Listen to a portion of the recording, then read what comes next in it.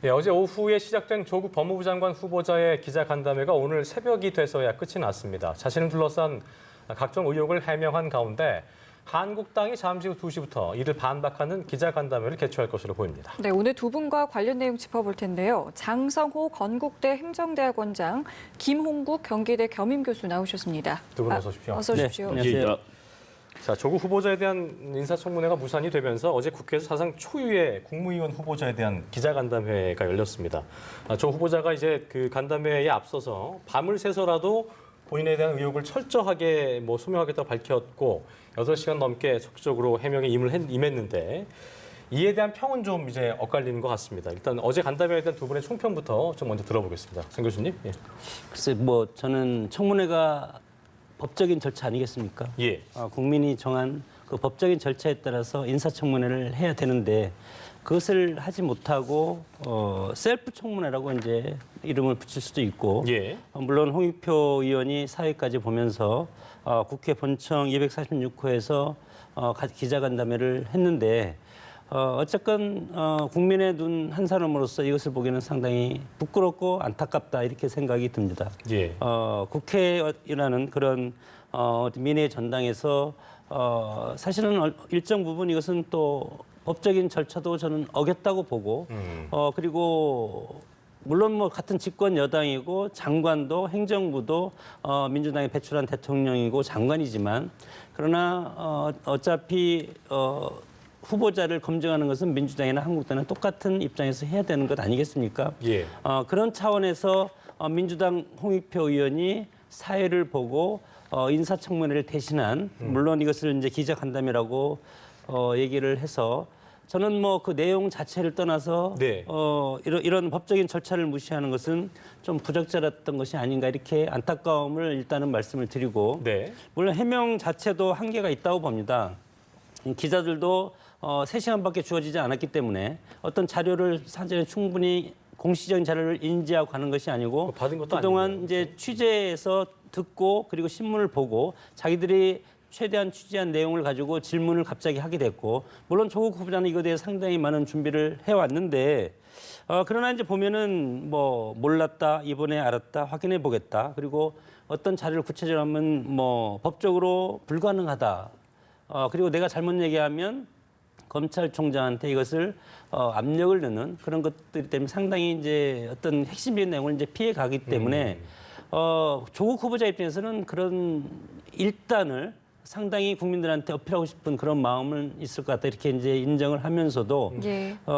애초에 얘기한 우리 국회에서 하는 그런 청문회처럼 공식적인 제출된 문서 그리고 핵심적인 팩트 그리고 이것에 위증이 되면 위증 처벌 이런 것들이 상당히 없기 때문에 어떻게 보면은 수박 겉핥기의 어떤 기자간담회로 끝날 네. 수밖에 없는 한계였다고 봅니다. 김 교수님께서는 일단 의견들이 그러니까 형식도 최초긴 하지만 왜 이걸 국회에서 하느냐 이런 의견이 많았거든요. 어떻게 보셨어요? 저는 일단은 참 안타까운 마음으로 봤습니다. 예. 왜냐하면 2000년 인사청문회 제도가 도입된 이후로 예. 사상 처음 아니겠습니까?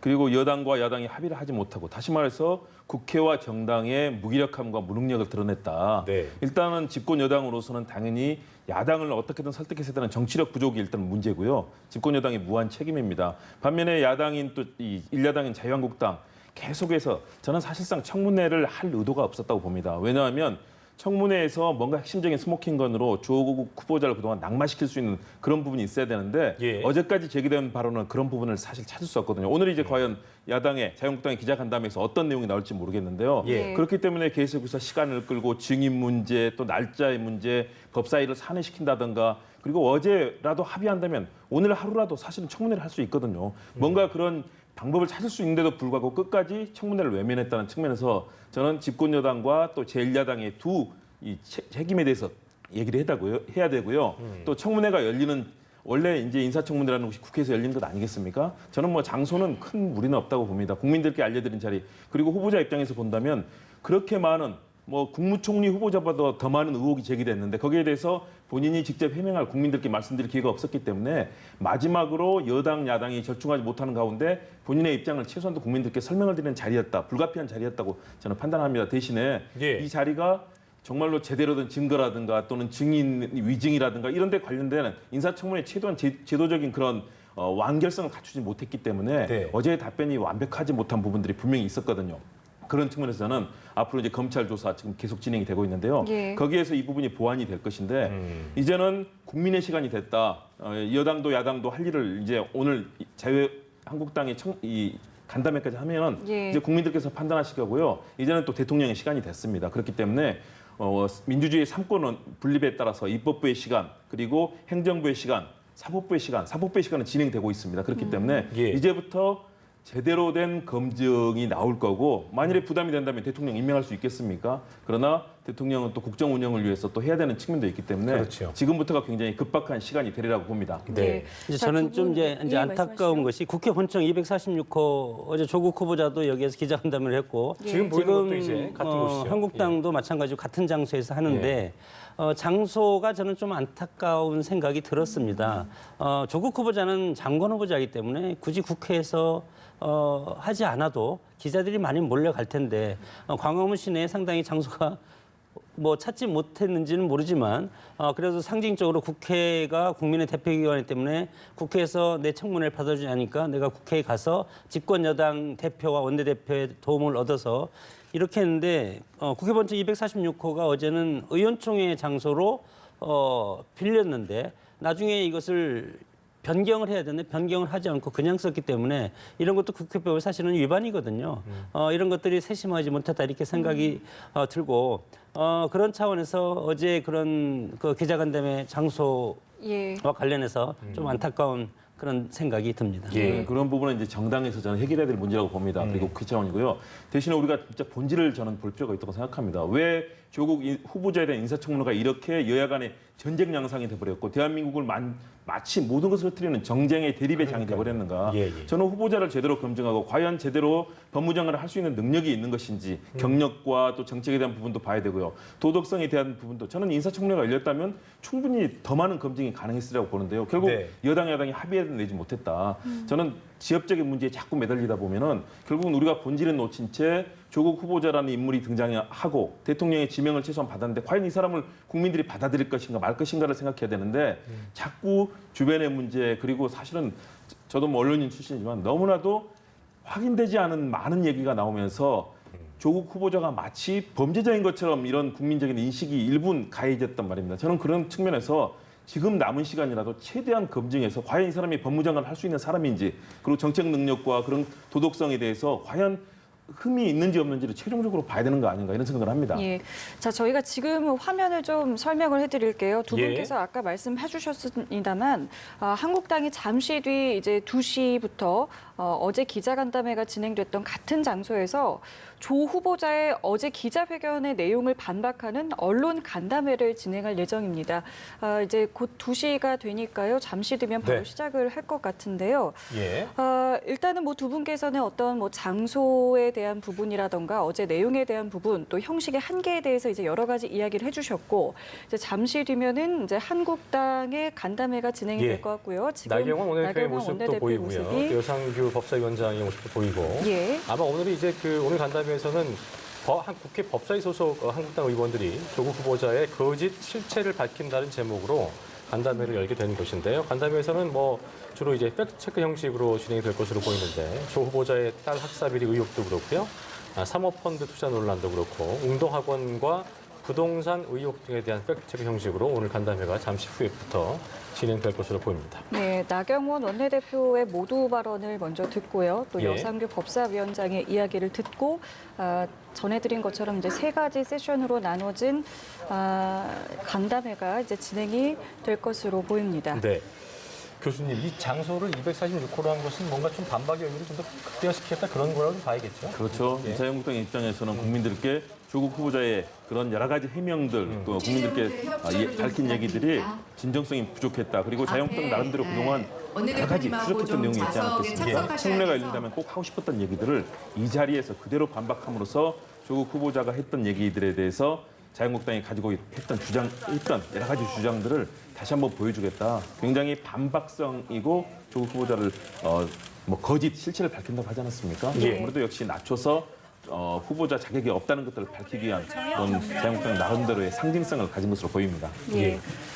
교수님께서 보실 때는 뭐 지금까지 나온 의혹들 보시면서 어떤 부분이 좀 눈에 띄셨는지 끝으로 말씀 듣겠습니다. 네, 일단 여러 가지 의혹들 6명 그리고 장지원 의원까지 7명의 의원들이 제기하지 예, 예. 않았습니까? 역시 과연 논문에 대해서 어떤 진실이 있는 것인지 저는 그 부분을 좀 규명하는 게 중요하다. 그렇기 때문에 예. 검찰의 압수수색이 중요한 것 같고요.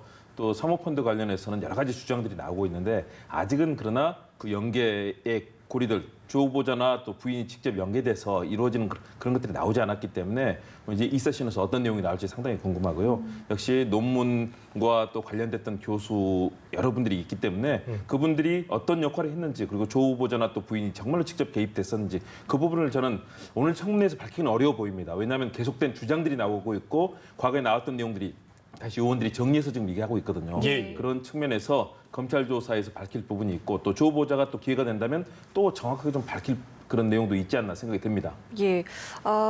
장 교수님께서도 조금 전에 뭐 총평을 간단하게 좀 해주셨습니다만 지금까지 보셨을 때 좀 어떤 부분들을 좀 눈여겨 보셨는지 궁금합니다. 지금 보니까 참 청문회가 열렸으면 얼마나 좋았을까 하는 예, 안타까운 심정이고 대통령께서도 앞으로 이제 열흘간의 시간이 있지 않습니까? 그것을 시점을 지정해서 바로 임명하지 마시고 여당과 야당이 서로 합의할 수 있는 시간을 좀 줬으면 좋겠다.